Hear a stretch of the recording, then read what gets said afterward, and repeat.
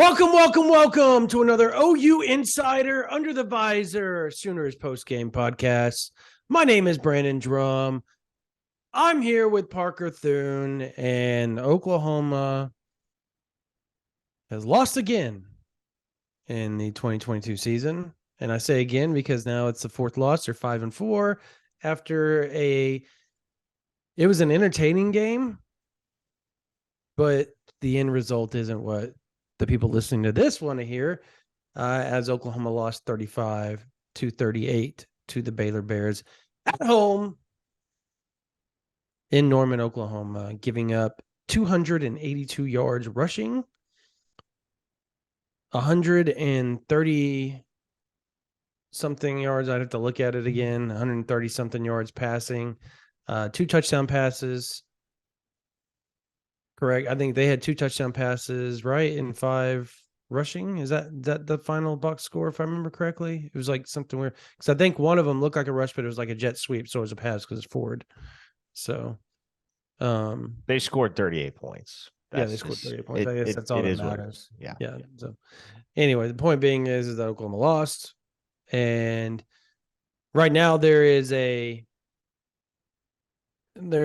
kind of a rift between media and the fans. The defense is the worst thing in the world. And the media, and it's not just me, there's several media people out there claiming that the defense didn't play as bad as people are trying to portray them to be, because 4 turnovers when you count the turnover on downs, which is 4 possessions that you were not trying to give Baylor at that juncture, for additional possessions that Baylor got in the game. Normally you would go punt, maybe a kick, those type of things. But anytime you turn the ball over, whether turnover downs or throw an interception, that's extra possessions that aren't scripted. Everything obviously is not scripted, but literally not the part of the game that you want to give them the ball for. And gave up short yardage and when I say a short field, basically for Baylor to score. Luckily for Oklahoma, the first half, Parker, we walked away and we're like, it could have been way worse. But somehow, between that being the case and the game ending, it went from the defense held its own and kept Oklahoma in the ball game to they suck. I don't know. I don't know. I think a lot of it has to do with the fact that throughout the fourth quarter, Brandon, you just continue to see the defense's will break. And when Baylor needed to move the ball in the fourth quarter, when they needed to string a drive together, when they needed to move the chains, they did it at will against Oklahoma's defense. And you saw it on the last possession, right? You had 2 chances, a 3rd and 7 and a 3rd and 3, to be able to get off the field and give your offense another chance to go down the field and tie or win the football game. Mm-hmm. And the Sooners couldn't do it. To me, and I mentioned this in the post-game mailbag that I put up just hours after the game ended on OU Insider VIP. To me, and I know this is going to sound bizarre at face value, so you're going to have to give me some space to explain it.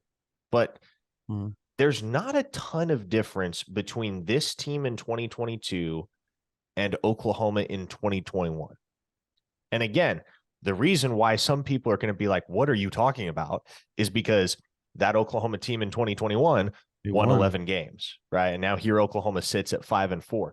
But consider how many games could have so easily swung the other direction in 2021. Tulane, West Virginia, Kansas, Texas, Iowa State, even Nebraska, right? The difference between Oklahoma in 2021 and Oklahoma in 2022, in my eyes, simply comes down to having a handful of elite football players that will go make a play when you need one. And the Sooners had a whole bunch of those guys last year. Guys like Caleb Williams and Nick Benito and Delarian Turner-Yell. Isaiah Thomas, who was getting sacks on Sunday. Yeah. So they don't have any of those guys in 2022. That's not to say they don't have talent, because they do, but they don't have an elite football player who also has that killer instinct, that desire, and that urgency to be able to go make a play when a play needs to be made.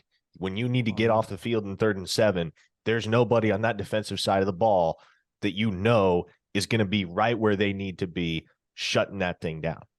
And you can say the same about the offense to a certain extent, but I think it's been more conspicuous to this point in the year on the defensive side of the ball. And this loss today felt very similar to the loss to Kansas State, where maybe at the end of the day, you don't feel like you got thoroughly outplayed and you did some good things and it wasn't all bad by any means, but you left enough on the field that you can't really argue with the outcome because you also didn't deserve to win the football game.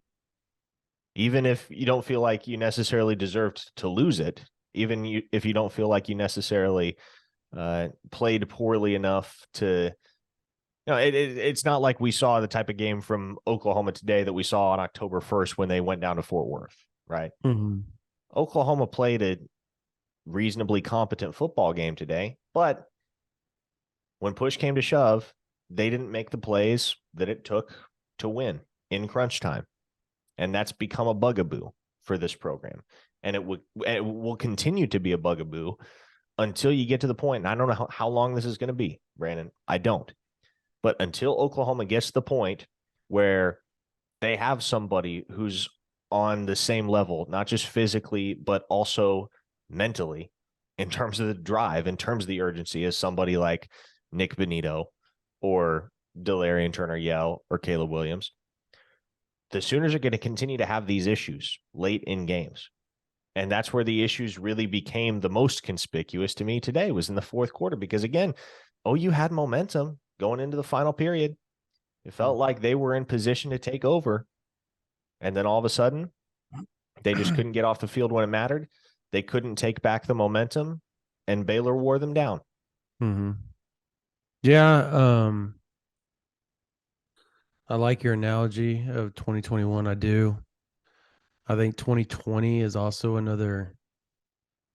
I think they Oklahoma just won. They won close games in 2020, and I think those 2 years kind of set up this year, because the one thing that 21 and 22 had, like you said, was those elite guys on the defensive side of the ball, whether it was a Ronnie Perkins or Nick Benito or Isaiah Thomas or Caleb Williams or even a Spencer Rattler in 2020, making plays that needed to be played or needed to be made, Ramondre Stevenson, and not I don't want to say buckling or giving up or anything, but I think more so just not having the confidence to go out there and do what you need to do and play sound, confident football. I think there's still some hesitancy in this team because all the newness. I think when you look back at 21 and 20, you want to know what one of the differences is the fact that they were used to the system, right? Like defensively and offensively, like they were used to the system. And when you're used to the system and you're comfortable, guess what comfortability brings? Brings confidence, because you don't have to worry about, you're not second guessing anything that you do. And I still think there's some of that going on with Oklahoma and the players right now. And I'm talking about both sides. I mean, Dylan Gabriel, for God's sakes, there was 3 picks, right? Well, okay, they were tipped. I'll give you that. Okay, fine. That last one, that was a bad throw. It was a bad throw. It was a bad throw, and Marvin Mims was wide open deep. Yeah. And I told you this off air. Levy was losing his mind above us in the press box, losing his ever-loving mind, because it was so apparent. I turned to Joey in the middle of the play. I was like, "Oh my God, Marvin's wide open. Marvin's wide open," and it was just like Dylan was so fixated on whatever he was fixated on that he just is like he froze. And then it got so late, he just threw it, and then it was tipped. Now, the first one should have been pass interference. Yes. That should have been Well, pass the second, you're thinking of the second one. Second one, excuse me. Yeah. The one with Will, the one to Braden Willis should have been pass interference. Yes. That was so bad. So bad. But as far as like the defense goes, I think the turning point, you were talking about the third down conversions on the last drive And fourth down conversions for that and matter. fourth down. Because Right. again, Yeah. They were 3 for 3. again, Right? there are people who just look at the box score Yeah. and don't 4 for watch the 13 on games, third right? down. They're And like, if you saw the statistic 4 for 13 on third down, you'd figure, oh, okay, Oklahoma did pretty good in that department. But when you factor in 3 for 3 on fourth down, yeah, that's where it really, that's just looking at the third down figure and not having watched the game and understood the context, that affects the perception. And did you know that Baylor is 70% on the year for fourth down conversion? doesn't They're shock me. They 21 go of for it 30. on fourth down a lot. 21 of 30. Yeah. What? And look, I want to emphasize this. The comparison I made between the 2022 team and the 2021 team, that's not me trying to make this sound better than it is, because it's not. No. Sooners are 5-4. There's not really a way to sugarcoat this. I'm not trying to sugarcoat it. And nor am I trying to say that difference that I highlighted between 2021 and 2022 is minuscule, because a handful of elite football players with a killer instinct, heck, that's the difference between a mediocre football team and a good team. And another handful is the difference between a good football team and an elite team. And right now, the Sooners are a mediocre football team. It's a difference between losing a one possession game and winning a one possession game. It is. That's what essentially when you brought up the K-State and you bring up Baylor and how similar, it's one possession ball games. You lose a one possession ball game if you don't have the elite guys out there that, and we're not saying they're devoid of talent. Oklahoma's talented. There's a bunch of 4 and 5 stars out there. They are still lost, and I don't know what it is. I can't put a finger on. I honestly can't put a finger on it why Brian Kelly can go into LSU and struggle and then turn it around and beat Alabama at home. Now, Death Valley is a different story at night. We all know that. It's it adds a couple points, I'm sure, to the score for LSU. But how does that happen? How does Notre Dame do what they did to Clemson? Other than Clemson's, you talk about bad quarterback play. My Uiagalelei is bad. It's Klubnik season at Clemson. It has to be by now, right? It has been. It should have been a long season. time ago. Yeah, yes, it should have been a long time ago. But yeah. That aside, yeah. No, but I was going to tell you real quick. I think what changed for Oklahoma, I thought, and I was trying to get to that. I think the biggest play outside of the Rame hands to the face and the 3 turnovers. Do you want to know what I think the biggest play was? That just changed everything. Oklahoma just stopped Baylor on a big third down, and they were about to get the ball and have a chance to go up and lead the ball game if this doesn't happen.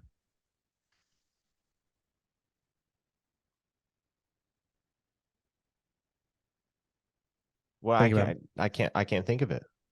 Isaiah Coe. Oh man, you're exactly right. I'd forgotten about that play somehow.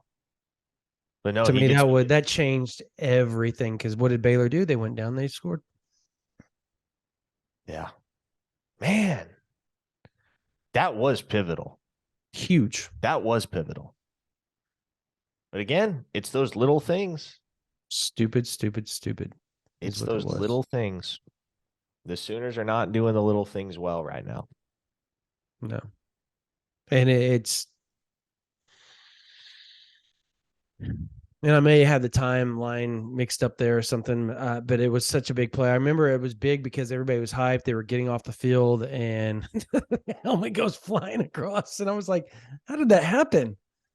And because they weren't going to go for it there. Like, they weren't going to go for it because they were like on their own, I think, like 25-yard line. And as I recall, they were on the plus side of the field. They were about to line up for a field goal. No, they were over there they were down there by their end. Okay. I might just be making things up in my own head, but yeah, and I maybe too. It's kind of like I freaking lost like before we got on the podcast, I literally lost my notes and I've been like looking everywhere for them, and I don't know where I said it. And I was like, you know what? Screw it. I'm just gonna go on here. Flying blind, huh? Yep. I'll tell you who was impressive again today. Eric Gray. 23 carries, 104 Yeah. yards, 2 touchdowns. Third straight 100-yard game for him. And the thing is, if I'd told you that 9 games into the 2022 campaign, Dylan Gabriel's TDINT ratio is going to be what it is, the Sooners will have found a true bell cow running back who is dominating out of the backfield. And, well, I guess I can't really come up to say I can't come up with a third thing to say about the defense because, well, there's not a whole lot of nice things to say right now about the defense. But still, if I told you those two things were happening offensively for Oklahoma, I guarantee you would never have imagined that this team would be sitting at 5-4. But here we are, and it's because of the defense, Brandon. Again, if you told any Oklahoma fan going into this weekend that they were going to score 35 points, I feel like most, if not all of them, would have expected that would be enough to win against this Baylor team. And the most appalling thing about the performance today defensively was the fact that Richard Reese barely touched the field. He was dealing with the flu all afternoon. And the Sooners made a couple of jag running backs, a fifth-year senior, more specifically, by the name of Squirrel Williams, look like Walter Payton reincarnated. Squirrel Williams ran for 194 yards and 2 touchdowns. And listen, I kept in contact all week, more so than usual, just because I happen to have a lot of connections on the Baylor side. I kept in contact all week with people from the Baylor side, and that was the one thing they said is, look, Richard Reese is a really good running back, but behind him, Baylor does not have a whole heck of a lot. Depth at that position is a legitimate concern. Well, you would never have guessed that today if you didn't know better. No, that's fair. Hey, by the way, I have it right here now. Okay, so I went and did some research while you were talking about Squirrel Williams, and he was unbelievable. He I didn't even know he really existed very much until today. But leave it up to Oklahoma to make somebody look like a superstar, right? Second, you were right. It was on. So they were going towards the south end zone. That's where I got confused. They're going from left to right.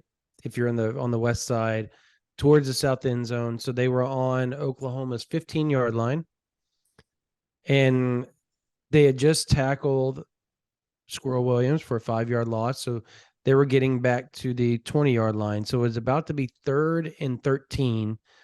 Essentially, Oklahoma was about to force him to field goal.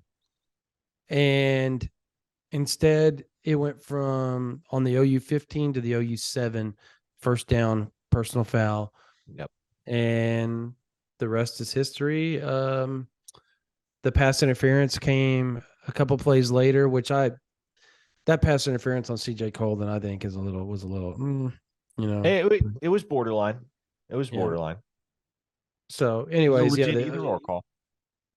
Yep. They scored touchdown on the very next play after those 2 penalties. So, and those 2 penalties were costly because that's the difference between 35-31 and 38-35. Seriously, like that's the difference. And you can throw the Rame situation in there as well. And a 35-yard field goal, Schmidt makes it, right? Like we both agree with that, right? So those penalties cost Oklahoma. Like if this game goes into overtime, do you think Oklahoma would you have guessed Oklahoma had the will to win at that point if it went into overtime? Or yes. In an overtime game, in that circumstance, I think you favor Oklahoma. Certainly. Yeah, because I think you have to, at that point, you only have 4 downs, really. I mean, you're on the 25-yard line. You've got to somehow punch it in. And unless Oklahoma was going to give up, they weren't giving up huge chunk plays in the run game, and I think that's kind of the one thing I will say is, well, you know what? Never mind. I think it does take away the fourth down conversion stuff at that point because you got to put points on the board. You can't just go in and go, I'm going to run it, and if it gets third down or fourth down, I'm going to go for it, because if you come up empty-handed in an overtime scenario, Oklahoma just goes down there and kicks a field goal and the game's over. So you've got to get points on the board. That I think that nullifies or negates a lot of Aranda's analytical or his analytic way of going about. Does that make sense? Yeah, I have a question. Uh, I'm curious if you can come up with an answer for it. Because, well, mhm. I have a lot of questions in the aftermath of this game, but this is one that we really haven't touched on yet, and that I'd like to know if you can at least try and answer. Mm-hmm. How is this defensive front so unproductive?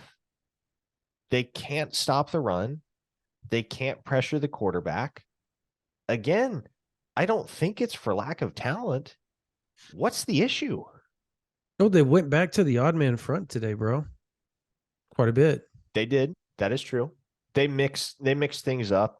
In some circumstances, they were in even fronts, and they rolled with the odd front at times as well. It The seemed big like run plays came on the odd man front when they were that's two gapping it. exactly When what they I were was going two to hit on. gapping it, and they are not a two gap team. I want to scream at the top of my lungs. Why? Why? But whatever at this point. Like, you're 5-4. Who cares? Like, who cares? Um, I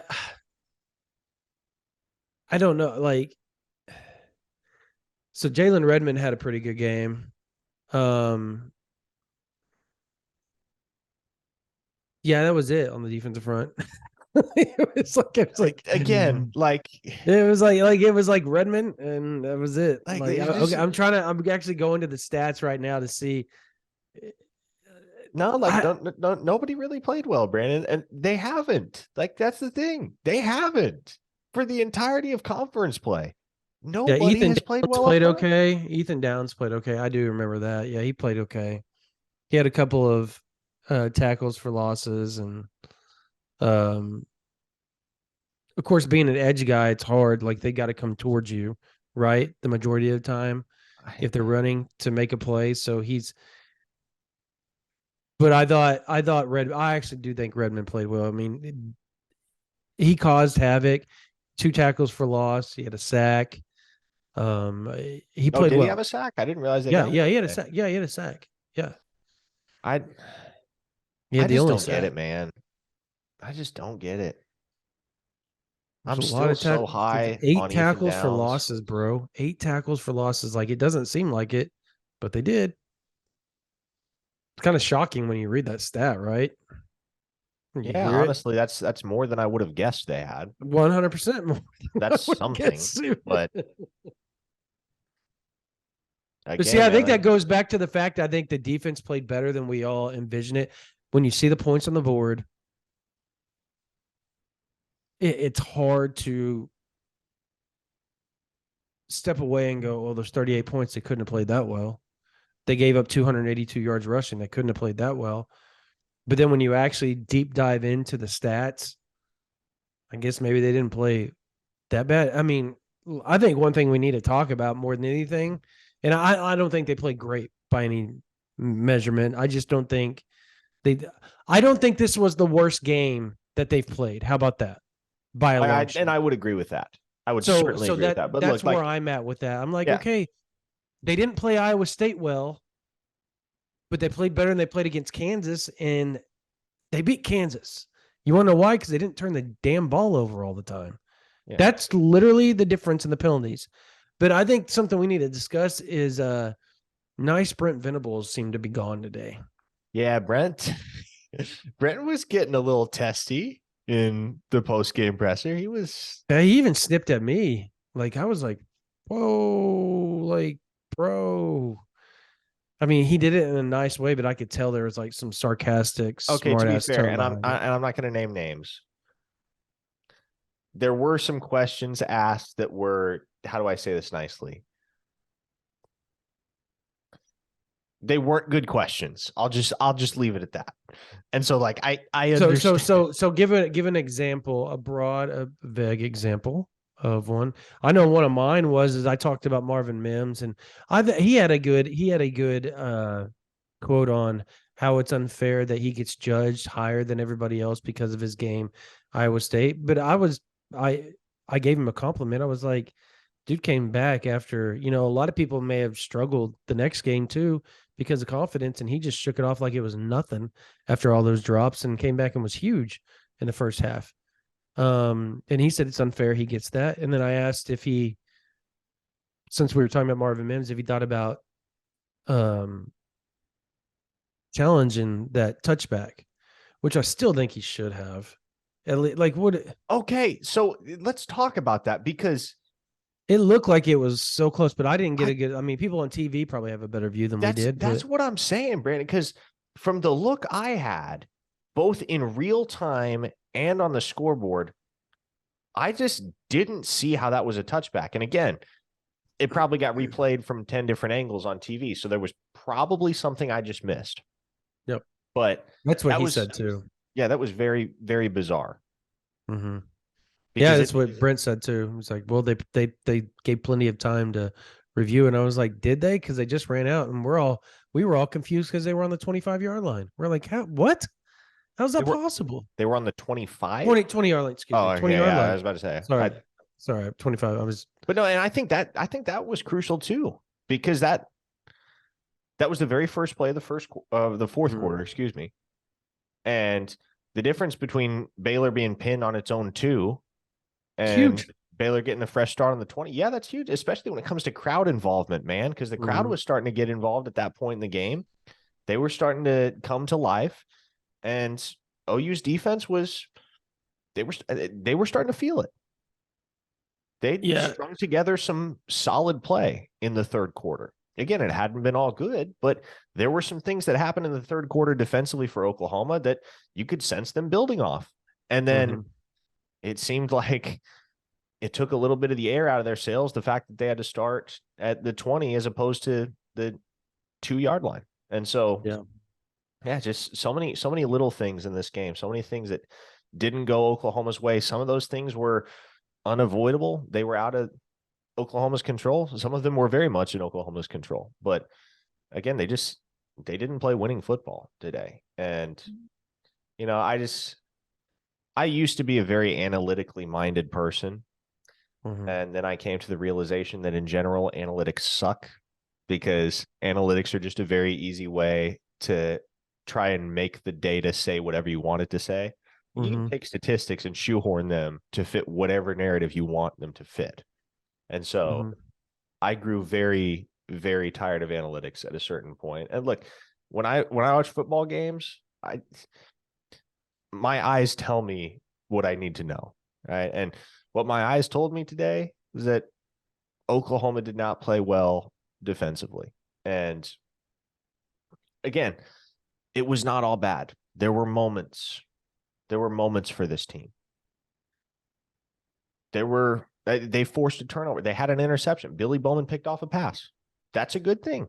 Right? That's a positive. But for the vast majority of that game, Oklahoma did not have the defensive consistency to be able to justify winning a game at the end of the day. And they didn't put themselves in position to win a game. And you combine that with some of the unfortunate plays that you had on the offensive side of the ball, namely those two pinball interceptions, as well as the one that, we talked about it. Dylan Gabriel just left it up too long for Marvin Mims, and it got picked off. And you can't lose the turnover battle 3-1 and expect to win a Mm-hmm. football game. You can't. Yeah. I mean, I, I don't know. Look, I want to ask you something about because I think it was another crucial point of the game. Mainly because it gave Baylor a short field again.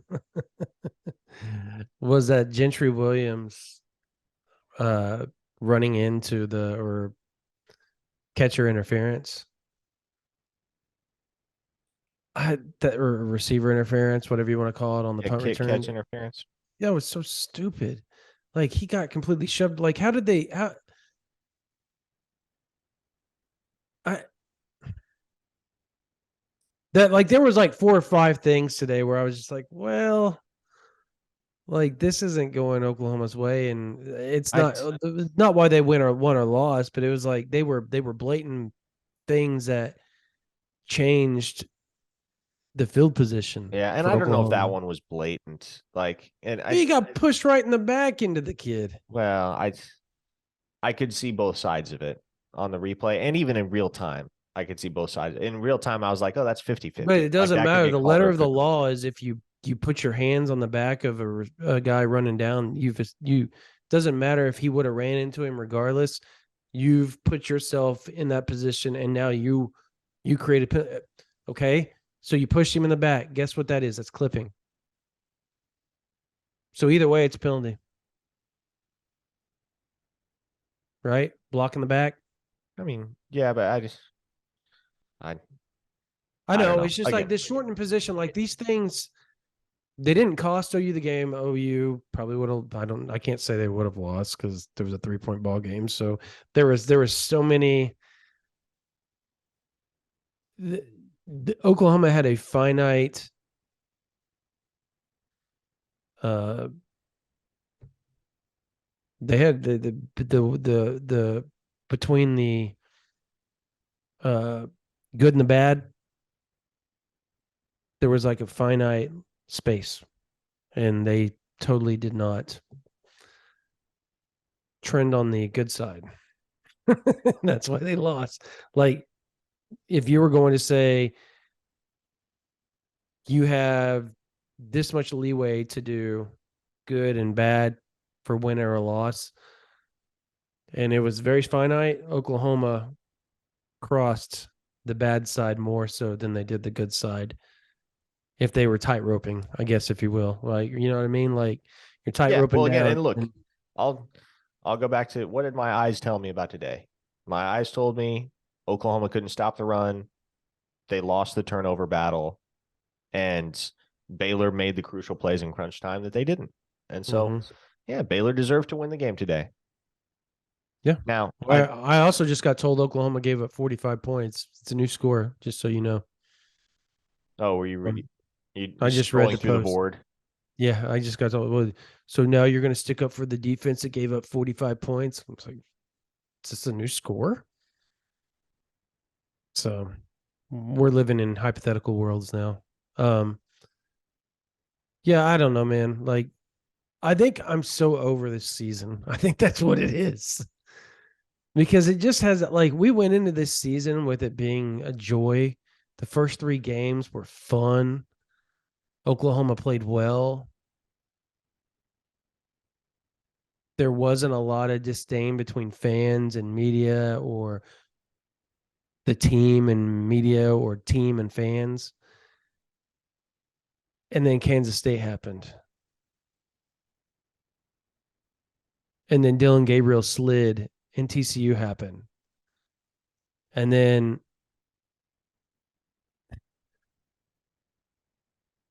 Willie Cat and Gray Cat happened in OU, Texas. Well, And you're using a Davis lot Bevel nicer happened. words than I would to describe that OU I, Texas I game. am, yeah. And Davis Bevel happened. Oh my gosh, what a freaking joke of a throw. Um, and then Oklahoma comes back and they beat Kansas, they beat Iowa State, and then Baylor happens. And we said before this game that this was the biggest game of the year. If Oklahoma was going to make a run, this was the game because we thought this was going to be Oklahoma's toughest opponent moving forward. Do you still believe that? Do I still believe what now?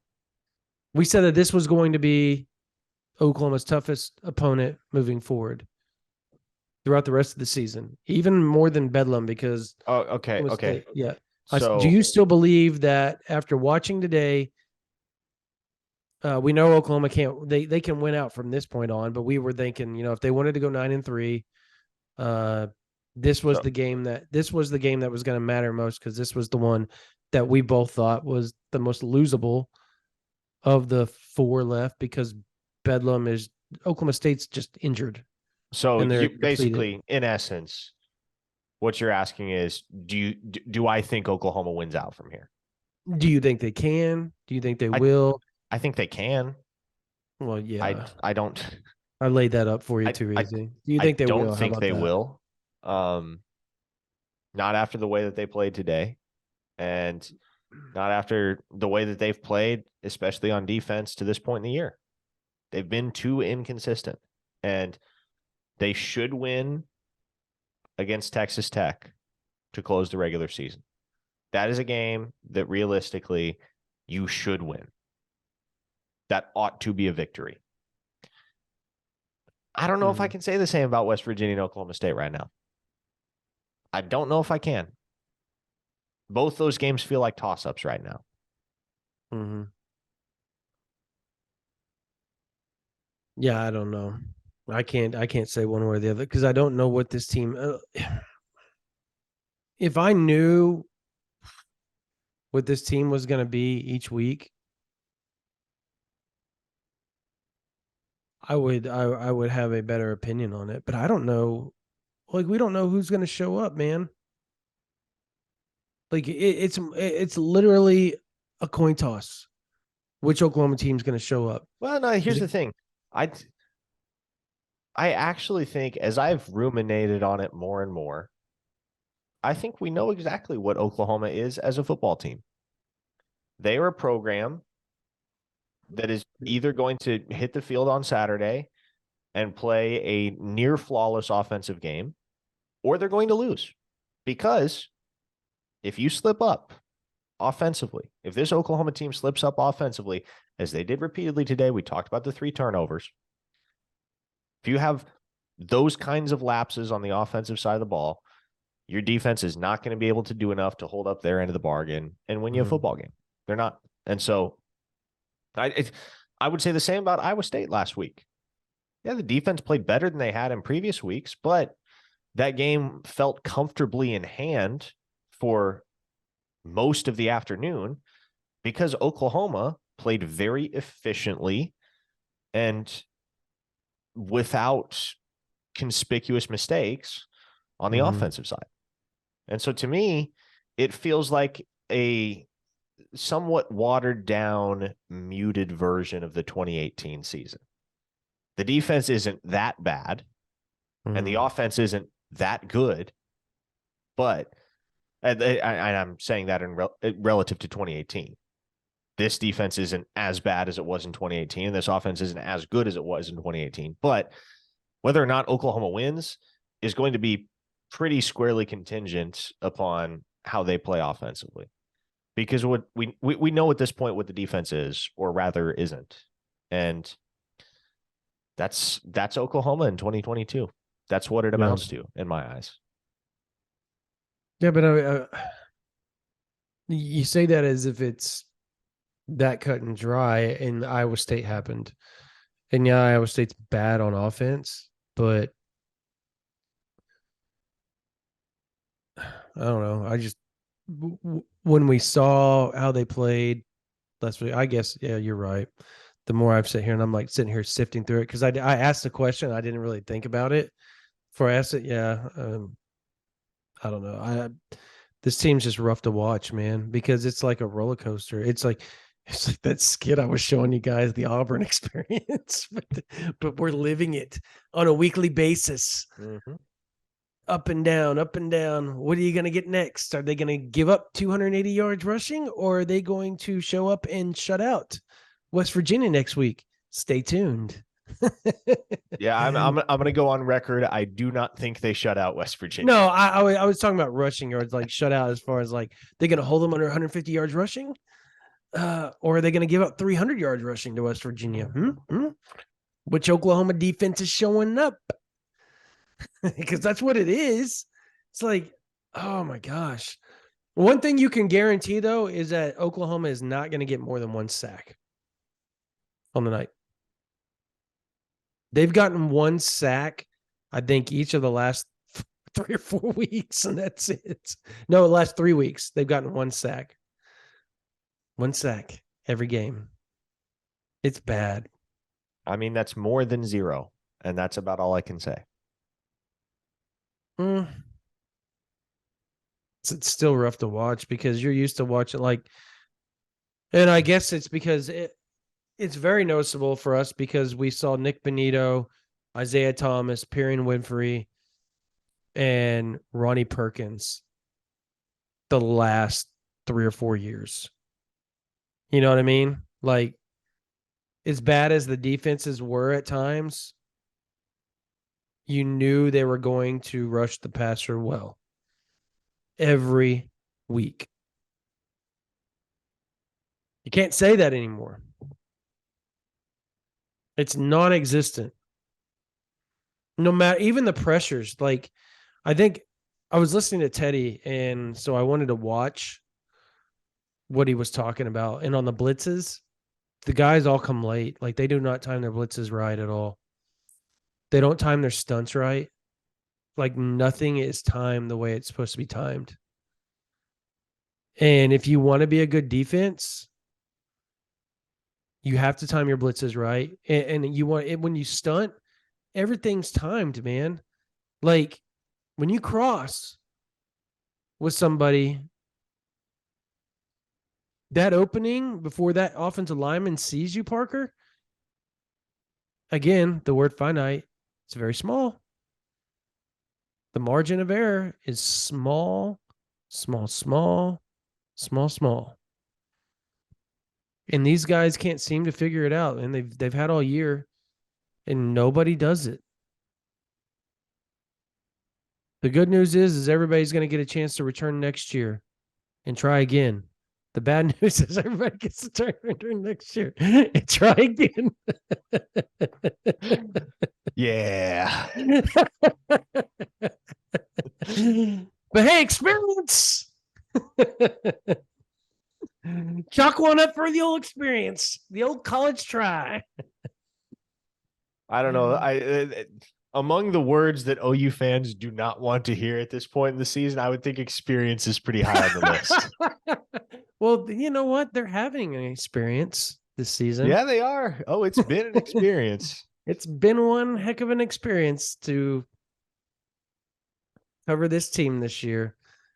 And I'm sure it is to be a fan. So, all right. They did host recruits today. Yeah. We're done talking about that.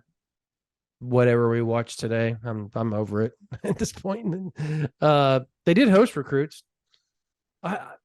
Jackson said he was coming. He was under the weather, so I don't know if he made it or not 100%.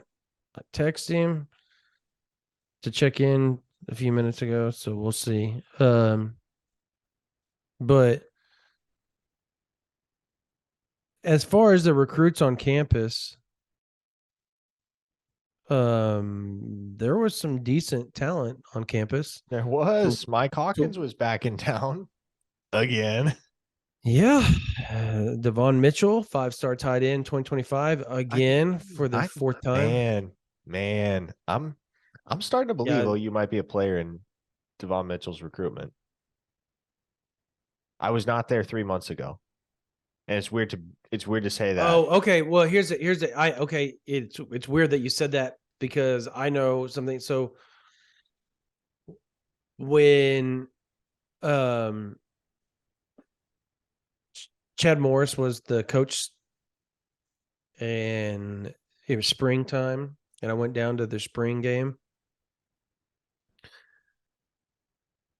Oklahoma hadn't offered him yet, and he was going up after the spring game and he was taking a visit and he got the offer shortly after Allen's spring game. But after the spring game, I'm talking to Michael Hawkins, I'm talking to Umi Zulu, and I'm talking to Devon Mitchell. And I asked Devon, I said, how big of an offer is Oklahoma to you? He said that and A&M are are the two that I want the most and I like the most. Those are the two biggest to me. And I said, are you one that wants to go play with Mike? And he said, yes, we want to play together in college.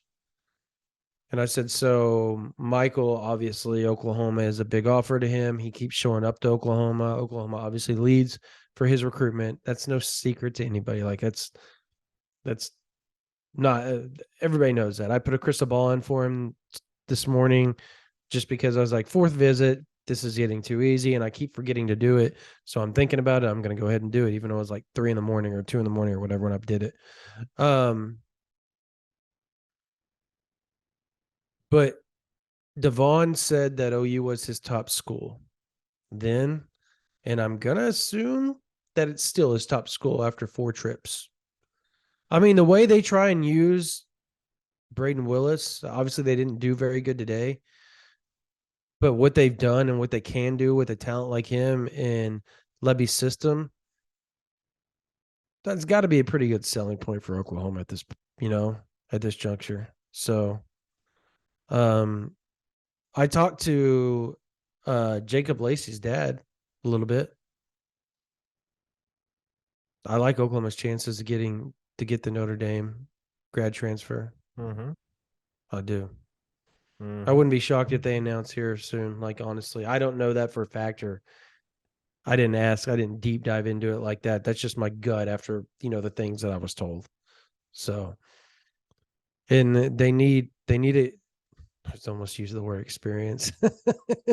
They need more depth and talent on the defensive front. So, um,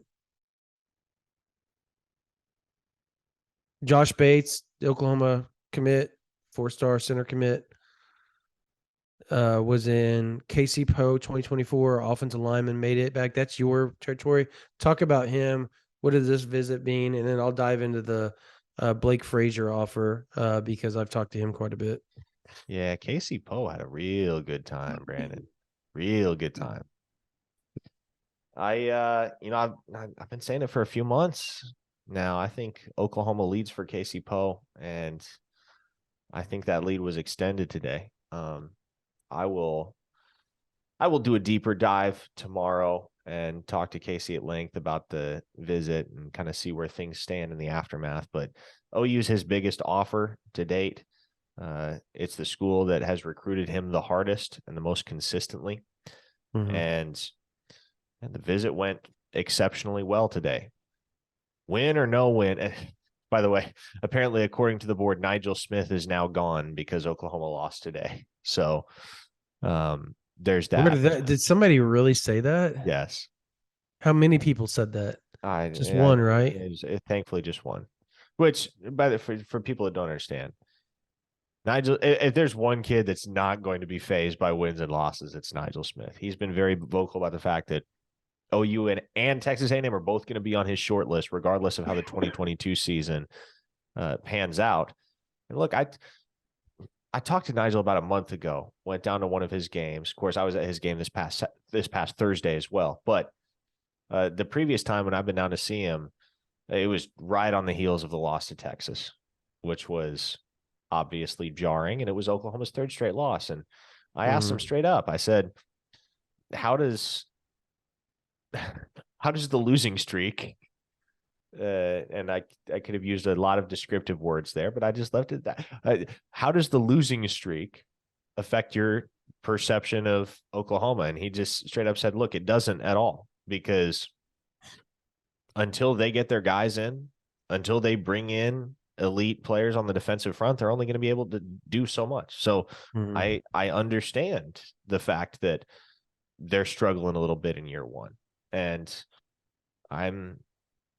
it doesn't diminish my love for Brent Venables and Todd Bates and Miguel Chavis and the University of Oklahoma. And who's to say I can't go there and be part of the group that helps shift the narrative and change the culture?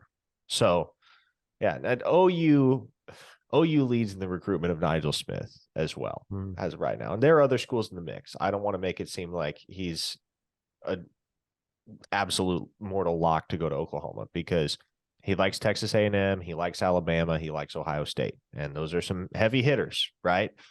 But I think there is the most comfort with Oklahoma at this point for him. Yeah, look, everybody wants to point fingers and say, "Oh, well, Oklahoma is losing, so all these recruits, blah blah blah." And like Nigel said, and like many of the 2023 guys have said, so like none of these guys outside of a few 2022 guys and a few transfers are Brent Venables guys. Everybody's Lincoln Riley, Alex Grinch. So the culture, and I know we were talking like jokingly talking about, well, Saban went 7-6 in year one after the presser today, but he did. Number one, number two, Kirby Smart wasn't Kirby Smart like 6-6 as Eight well? and five. Something eight Eight and and five five. in year one at Georgia. Okay, well, so my point is,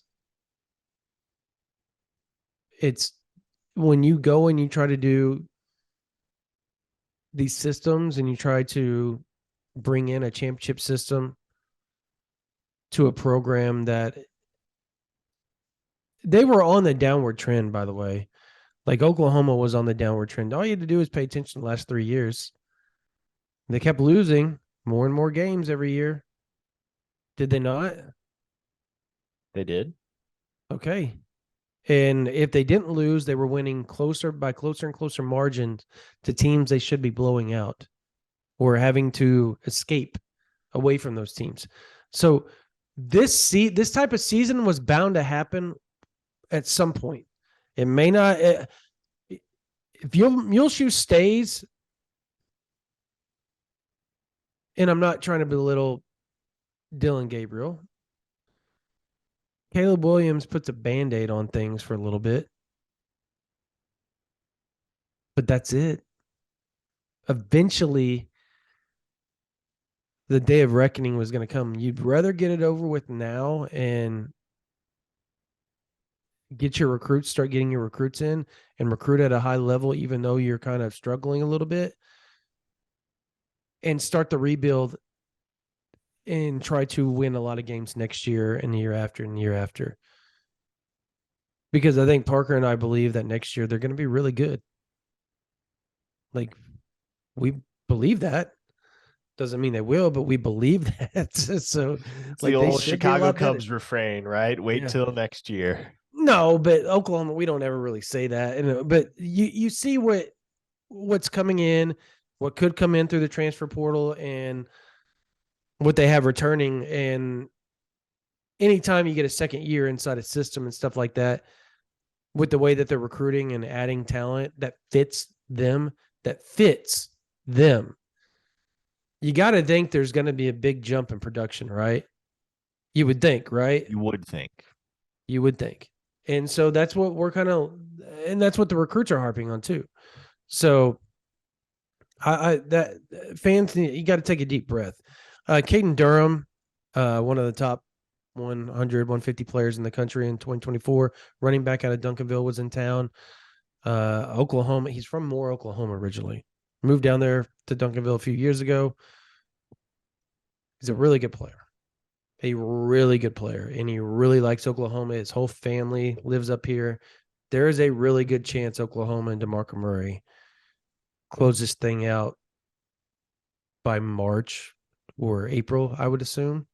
I think Oklahoma leads just off sheer.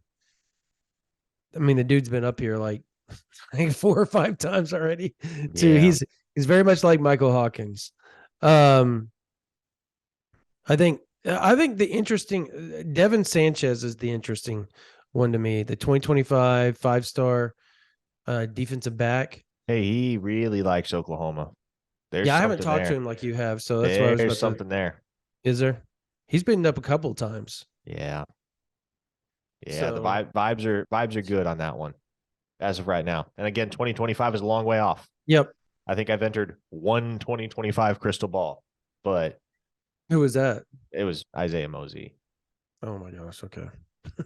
For those that don't know, his dad, Jamar Mosey, was a player at Oklahoma. Layup. And Yeah, pretty much. Um, Grady Adamson, I think it's going to come down. Quarterback in 25 is going to come down between him and Kevin Sperry at this point. Maybe David McCombs being the other guy, but I think those would be the three.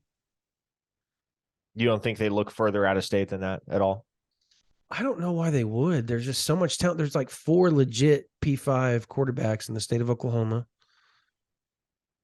And then in 2025, and then you go across the border and there's like 3 other really good ones in the DFW area. So why would you need to stay and get a kid that's passionate about the university? And I think that's something I think that's something that Jackson Arnold brings. And that's what I think is really cool about 2023 is Denton is essentially they call DFW, like the Texas people call Dallas the DFW, Oklahoma South, just because there's so many Oklahomans or OU fans and all that type of stuff in that metro. It's a very pro Oklahoma area. And so, especially when you get north of 635 and 121, you get along that corridor, man, that's Oklahoma Central. So, and that's where all these guys are coming from. So I think that works in Oklahoma's favor. If they can like get all the top kids from that region in Oklahoma, and then you start nitpicking nationally, you should have a top 6, 7 class every year. Especially with how well OK Preps is starting to look in 24 and 25. It's getting pretty deep. In 23, it's really deep in 23. I think it's very underrated class, by the way. Yeah, it very much is. It very much is in 23. 24 seems a little bit lighter. Yeah, it does. All things considered, unless we get some late risers, but 25, and we've talked about it for a while. The state of Oklahoma, class of 2025. I mean, they could legit have 10, 12 kids from the state of Oklahoma if they really want to in that class. And I don't think you and I would look at it and go, what are they doing? And I don't think fans would either, because I think a lot of them are going to be 4-star or high 3-star guys. So, and maybe a couple of 5 stars sprinkled in there as well. So it's a pretty special class. All right. That's going to do it for this version of the OU Insider Under the Visor Sooners postgame podcast. Oklahoma lost 38-35 to Baylor. They play West Virginia next week in Morgantown. We will be there to cover it for you guys. We will have a pregame podcast later on this week. We will have the YouTube live later on this week as well. It's a rough time to be a Sooner fan, but the good news is Oklahoma still has a top 10 recruiting class and looks like they're going to have a chance to close out on some high rated guys if they continue to trend in the right direction and they get a little lucky. Obviously, the transfer portal also is another big thing that Parker and I will be covering for you guys. So if you're not on OU Insider, $1 for the first month, $9.95 afterwards. If you want to go month to month, or you can sign up right now, 30% off for $75. We'll get you a whole year. And then after that year, if you want to sign up again, you get Paramount Plus to come with it if you stay with us for a year. So after the first year of OU Insider, you get all 24/7 sports, all 250 sites, VIP sites, Alabama, Oklahoma, Texas A&M, Texas, whatever you want to get. You get access to all those sites and their information. You get Paramount Plus to go with it. So it's 2-for-1 deal. If you're not a subscriber to the YouTube channel, if you're watching this on YouTube, subscribe. The more you subscribe, the more you like, the more you talk, the more you chat, the more we know, and Parker and Spencer and everybody knows what to put up on that YouTube site. So be active on it. It helps us out immensely. And that's it. All right. Parker, you got anything else? I got nothing else to add. Let's call it right. a night, and I guess we'll do it all again on Wednesday on OU Insider Live. All right. That's going to do it for the OU Insider Under the Visor Sooners postgame podcast. Oklahoma lost 38-35. We will see you on the YouTube Live on Wednesday, the podcast on Thursday. For Parker Thune, my name's Brandon Drumm. You guys have a blessed night.